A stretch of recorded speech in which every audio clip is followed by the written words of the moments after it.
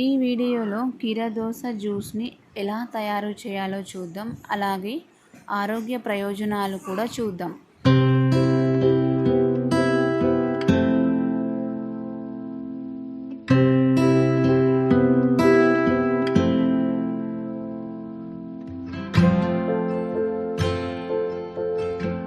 కోసం ముందుగా 2 కీర దోసలు తీసుకున్నాను.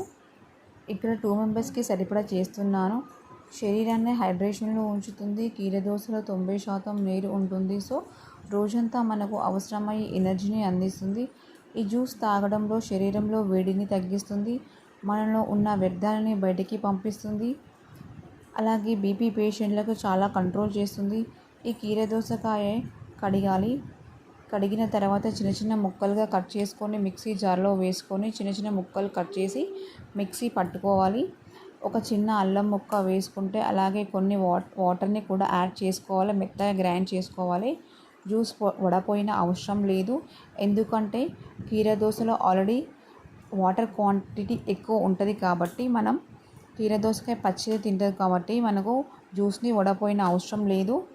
ఫ్రెండ్స్, మన ఛానల్ని ఫస్ట్ టైం ఎవరైతే చూస్తున్నారో please like, share and subscribe.